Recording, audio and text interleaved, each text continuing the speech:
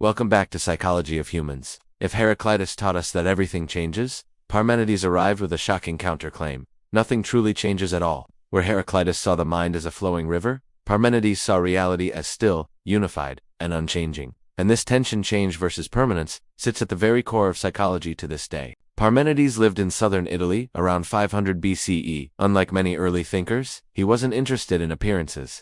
He believed that the senses deceive us. What we see, feel, and experience may look like change, but beneath it lies something stable and eternal. His philosophy begins with a bold statement: what is. What is not. To Parmenides, becoming is an illusion. Change is a trick of perception. True reality and true knowledge must be unchanging, otherwise it cannot be trusted. This idea may sound abstract, but psychologically it is profound. Parmenides was the first thinker to draw a sharp line between appearance and truth, between what we experience and what actually is. And this distinction became foundational to how humans understand the mind. Think about it. Your emotions change constantly. Your thoughts come and go. Your memories shift. Your identity feels unstable. Yet most people believe there is something beneath all of this. A core self, a stable me that persists through time. Parmenides gave language to this intuition. He argued that if something truly exists, it cannot come from nothing and cannot disappear into nothing. Therefore, it must be eternal. From his perspective, the world of the senses, movement, growth, decay, is not the real world. It is a surface-level illusion. Only being is real. Psychologically, this creates a powerful idea. There is a stable ground beneath mental chaos. Parmenides wasn't denying that we experience change. He was saying that experience alone cannot be the final judge of truth. Reason must override sensation. This becomes the birth of rational psychology, the idea that the mind can step back from experience and examine reality logically.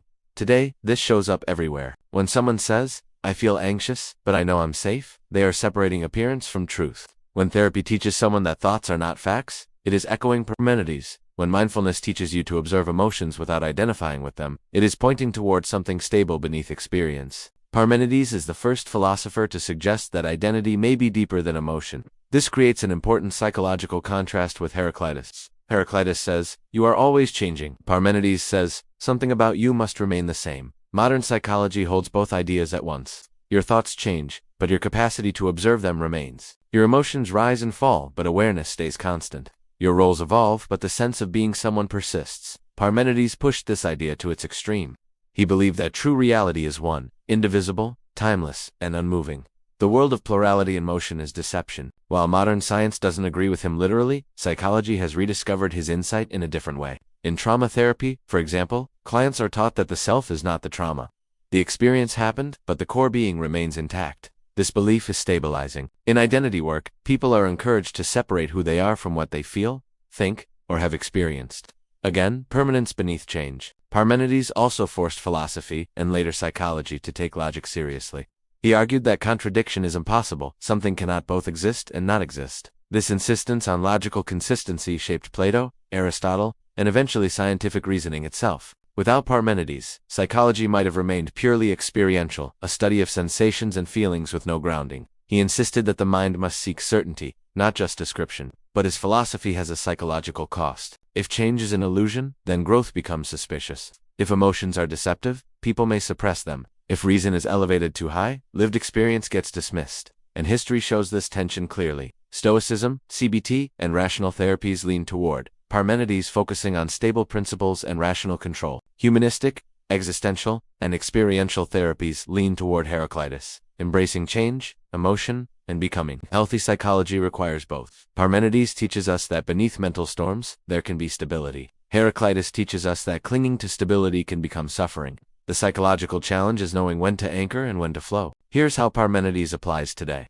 When life feels chaotic, his insight can ground you. Your emotions are temporary. Your thoughts are not the truth. Your identity is deeper than the moment. But when life requires growth, clinging too tightly to permanence can trap you. This is who I am. People never change. I will always feel this way. Parmenides reminds us that certainty exists, but it must be used wisely. At his core, he was asking a question that still matters. What can we rely on when everything seems unstable? Modern psychology answers: awareness, values, meaning, reason, and the observing self. These are the modern descendants of being. Parmenides didn't give us therapy techniques or experiments. He gave us a mental posture, the courage to step back from experience and ask what is truly real. Without him, psychology might have drowned in change. With him, it learned to stand still long enough to think. Thanks for watching Psychology of Humans.